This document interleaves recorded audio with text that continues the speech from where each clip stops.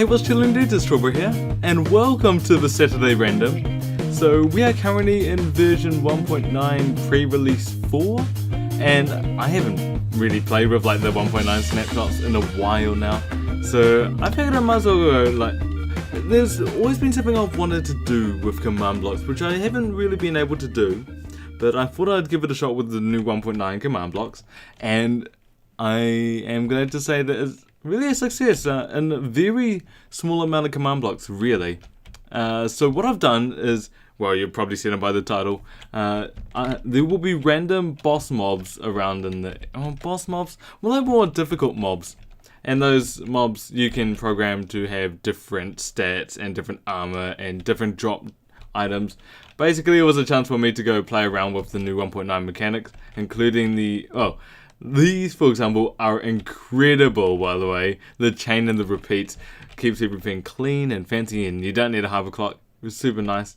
One thing which I was playing around with were the armor drop chances. So the armor, for example, has a lesser chance to drop than, for example, a rare item, like a diamond or something. Yeah, so I'm never going to show you how it works. So essentially... I'll go this resets all of it. So essentially, the concept is you're going to be playing around in like a survival world, and then on the right hand side we'll see some mobs pick up like that. For example, that's a mob with a base score of 4, and there are 2 base scores which I've assigned. One is the orange one, and that's number 2, and one which is magenta, which is number 4. Now, number 4 is weaker than number 2, but number 4 will appear more often, as you could probably guess. So there'll be like the common, more common but weaker mobs, and then the more difficult but more rarer mobs. So we'll go teleport over to this guy. Now, this guy is a zombie. He's got like a leather helmet. He's got protection, I think like 4 on chest plate. And then like a protection 4 iron boots and feather falling 1. But if we go... this is a little bit dangerous, but we'll see how it goes. If we go into a game mode 0, then he's a little bit faster, and he hits a little bit harder, but he's not too bad. With the diamond sword normal, for 5, 6, 7... So 7 hits, it's pretty easy. With a diamond sword, like a normal mob will be like 4 hits. With that guy, it will be... 7 hits, and of course you've got like he's got like increased speed, he's got increased attack damage, and with creepers they will explode a little bit faster and a little bit larger. We'll go teleport to the other guy. I made this like really quickly, so there are like a few issues with this. One of them is it will like the only entities it will track. Well, it will track any entity. Like it could turn a rare item. It could turn like an item on the ground, like an egg, for example, into a boss mob, quote unquote. But it won't target armor stands and it won't target players. So if we go into game mode 0 again, these guys look amazing, by the way, in the 1.9 snapshots and pre-releases and such. Whoa! Okay, it's fine. So yeah, he's a little bit faster. I think it's really cool. I've been messing around with it, and if you go in like a little horde area, if you go into like a little horde of zombies and one of them's a boss guy, it's a little bit more exciting to take them all on. Okay, so this guy's a creeper. I haven't actually tested this one before, so we'll see how it goes. But essentially, you can't block with these? Jeez. These guys are supposed to explode a little bit larger. So with the number 4s, they'll explode with a radius. So the base explosion radius is 3. The weaker guys are number 4. And then the more dangerous guys, no, that guy disappeared, no. So the number 2s, they have a diamond chest plate, iron stuff. Or we teleport to that guy now. Go! Before he despawns. It's got a pretty good radius of how far away these boss mobs are. So these will target bats a lot, for example. Really painful. And he's dead, whatever. Yeah, so it's got a pretty good radius of 50.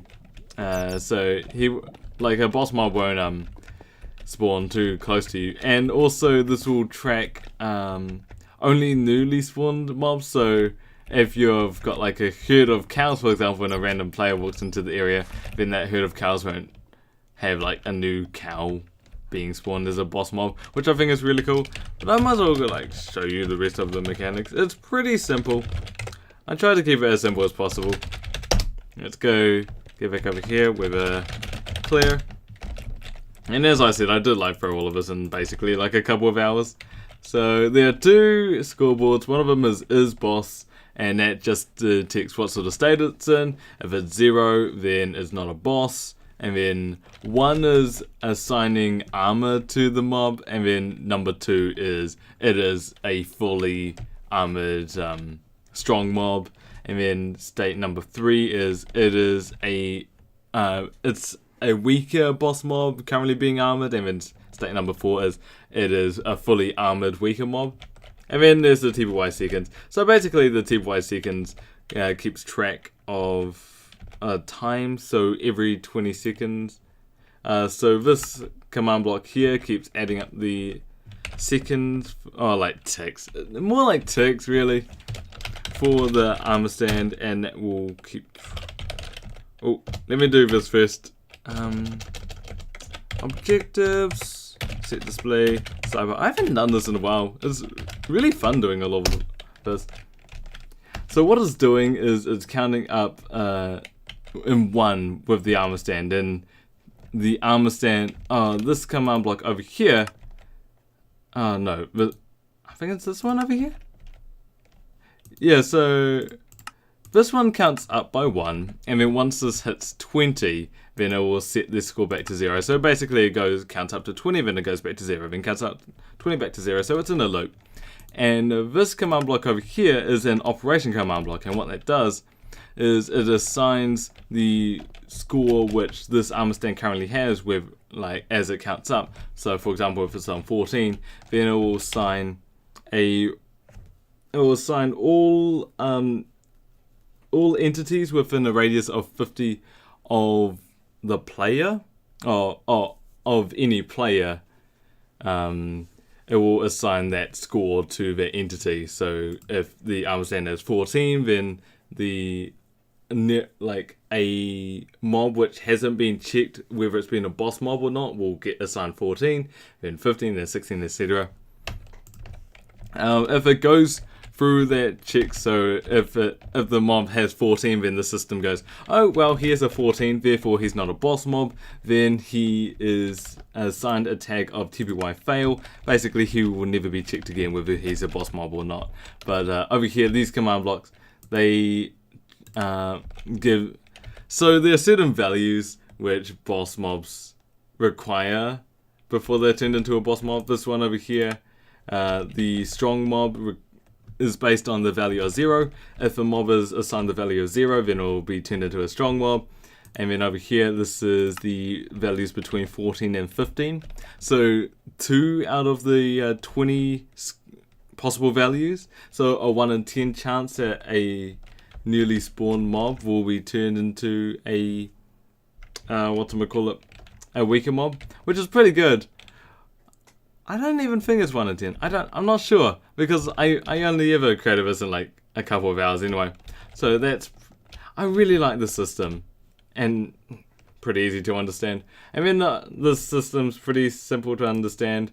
This one will assign any existing mob which has already been armored to a state of 2, so it will ignore further armoring checks. And then this one will set any mob with the score of 0 to 1. That means that it's ready to be armored. This one over here assigns all of its different data. If we go to the stats, I don't know how many of you guys are still watching, but I had a lot of fun with this. Armor, so it's got, I've given them damaged armor because the armor will rarely drop. And so for the stronger mobs, I gave them protection 6. Now that's a really cool enchantment. So that's like a really rare enchantment that you could potentially get. Because the strong mobs can occasionally drop like a diamond chestplate as well with like protection 6. They'd be really cool to have in like your survival world, like as a rare drop. So, but it's damaged, so you can't use it straight away. Feather Falling 2 as well in this one. That's Protection 5. I think, no, you can't get Protection 5. You can get Protection 4. And then the Diamond Chestplate has Protection 6. So that'd be a really cool one to get. And then there's a Diamond Rare drop as well. Attributes, increased movement speed, increased attack damage, increased follow range. So the stronger mobs will have a increased sight. It will chase you from a further distance away. The weaker guys will chase you from even further as well. So it'll feel more common that the weaker mobs will be swarming you. Armor drop chances. The diamond rare drop is in the pants section, and it will drop a little bit more commonly than the other armor pieces. And then I've added some extra stuff for the creepers as well. So the creepers will explode quicker and explosion radius of 5, which is actually really, really powerful. And then similar setting with the weaker mobs as well. We set this one is twice as common to spawn. And then pretty much just weaker everything. Yeah. Really cool system. And then, oh yeah, and also in order to identify the mobs as well, I've also added some particles. There's the new 1.9 particle for Dragon Breath. Dragon Breath. Let me get that objective out of the way from the sidebar. There's a really cool particle called Dragon Breath, which I really, really like. It's super awesome. Ooh. I think it's like this.